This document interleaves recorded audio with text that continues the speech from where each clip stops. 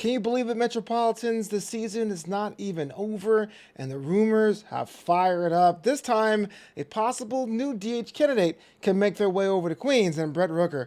What? We're bringing that down. Also, an update about Paul Blackburn, the much maligned pitcher that was brought over before the deadline this season. What's going on, everybody? You are locked into Mets Digest, your one-stop shop for Mets content all around the world. Myself, alongside Mike D'Angelo, we make sure that we give you everything inside that orange and blue bubble. So if you're watching right now and you're part of that not subscribe crew, do me a favor, hit that subscribe button, like the video, put your comments below. I read them all because, I want to know what you guys are thinking. So that means the world to me. Yes, I said it already. It's only been a couple days since the end of the Mets 2024 season. I'm not sure how you're feeling about the nostalgia at all. I know I'm okay with it, sorta.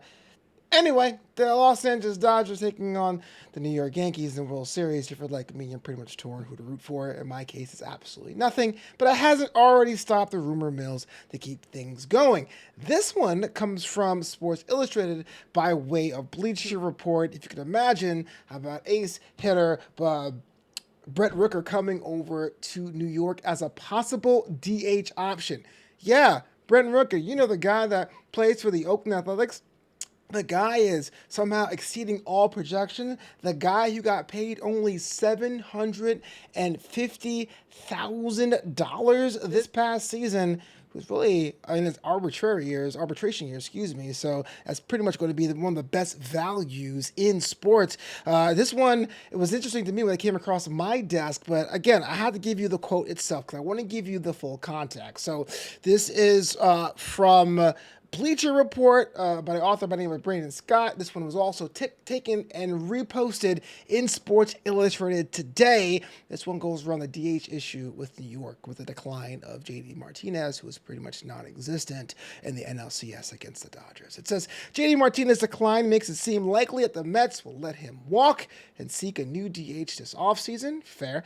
And an October 20th article from Bleacher Report's Brandon Scott mentioned an intriguing potential replacement. Quote, the Mets could take big swings at Brent Rooker or go to a less expensive route with Taylor Ward, Yandy Diaz, or Mike Yastrzemski, he wrote. And that comes to us via Sports Illustrated, via Bleacher Report. First impressions are kind of, oh, heck no, there's no way, right? I think Brent Rooker is the most beautiful belle at the ball. He'll have a lot of suitors if Oakland, or the team formerly known as Oakland, I'm not even sure what I'm going to call this. Is it the Athletics, the Sacramento Athletics, whatever. If they're willing to deal anyone right now, you won't really hear any about this until the end of the season. But to me, it's interesting that New York would even look in that direction. Because once you get down to what he can offer the team, that is, what can Brent offer the team, it starts to raise questions about how he would fit in the Mets lineup. Here, let me take a look at the stats, the most important things, right? 39 homers, the man is a masher, and that's the kind of offensive output that would bring runners home if they were on base. Okay, I'm a little salty about everyone being left on base in that NLCS, like most people. So 39 home runs, and the age, he's at age 29 season, will be 30 next year, makes him a prime trade candidate. But it does come with some pluses, right? The on-base potential is pretty solid, and the position, that weird string of characters in the bottom of the screen says he both plays the 7, or the 9, which is the corner outfield positions, and DH. Yes, any team would want that. The Mets would definitely need that kind of production. But again, this raises a few questions about how he would fit in if the deal was ever going to get done. Number one, the outfield logjam won't get better, it'll get worse. Yes, we know that Harrison Bader's on a 1-year contract. That makes sense. But you also got Starling Marte with 1 more year, and we had rumors swirling about the possibility of entering the Juan Soto sweepstakes. And so if you happen to get Juan Soto, someone like Brett would probably be strictly a designated hitter, which at age 30, it'd be kind of early for his trajectory. That's okay, but then that does offer a little bit of a conundrum. JD Martinez probably won't be resigned in this scenario, but you have someone like Starling Marte who can benefit from being a DH if he gets crowded out of the outfield spot. If we do get, whether it's Juan Soto or Saul Santander, Starling Marte has to go somewhere his last year. You're probably going to slot him in the DH position. And that will consider yourself a little bit of a problem. You don't sign someone like a Rooker to have him platoon at DH. We have gone way past the Daniel Vogelback days. So if you're willing to pull the trigger on that, I wonder what that would go. Also, I do think about the idea of letting the kids play. There is a swath of individuals in the minor league system now that are just being called up. We talked about this on an earlier report this week. Luis Angel Acuna is an infielder. Ronnie Mauricio is someone that spent time at DH for not playing the field. And then you also had some of the conspiracy theory tin hat folks who were saying, what about Brett Beatty? He's not going to be the everyday third baseman.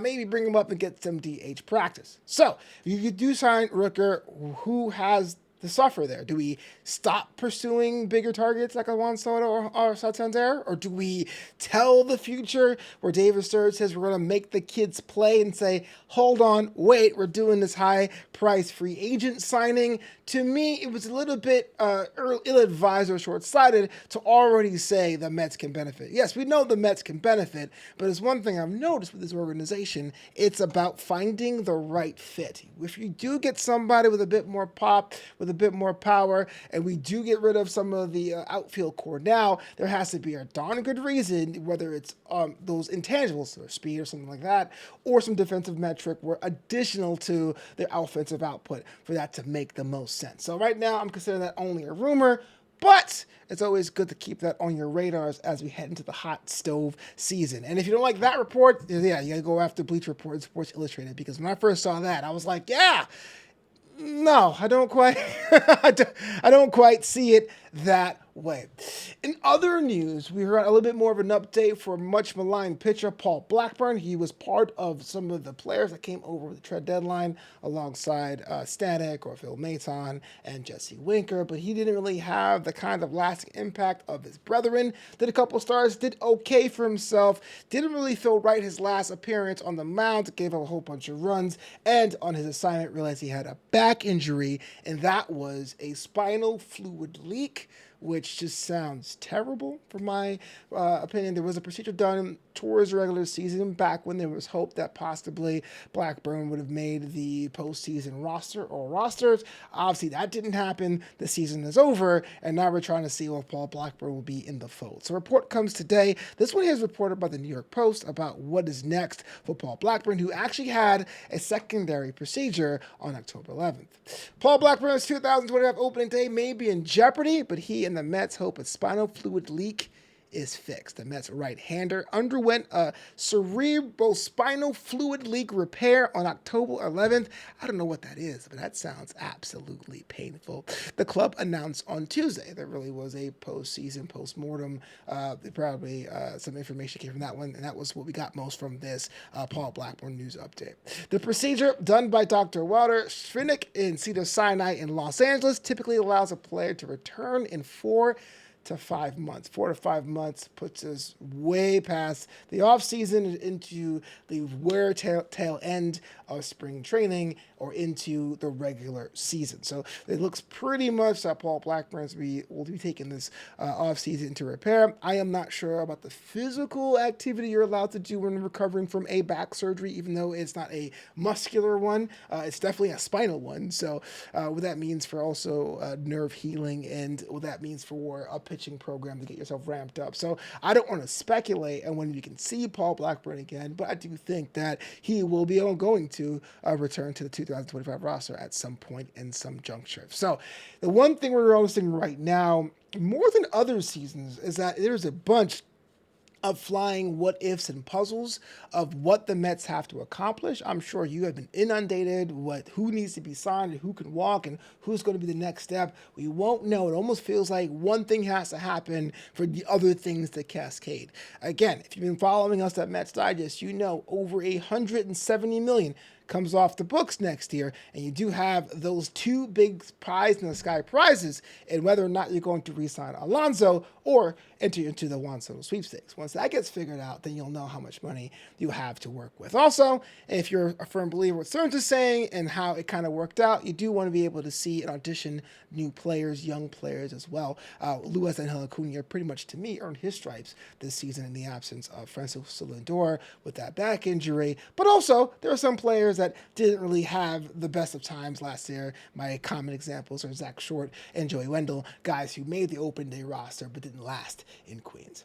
We've reached the end of the video. Let me know what you think. Brent Rooker going to the Mets. Will you be for it? Would you be against it? Would you give up pieces to get someone on his caliber? And also, Paul Blackburn, 2025 may be a late start for him, but he definitely looks like he's on the path to coming back. As for me, every time I get out of here, let me know what you think in the comments below. This is Mets Digest, and as always, it's LJM to the bitter end.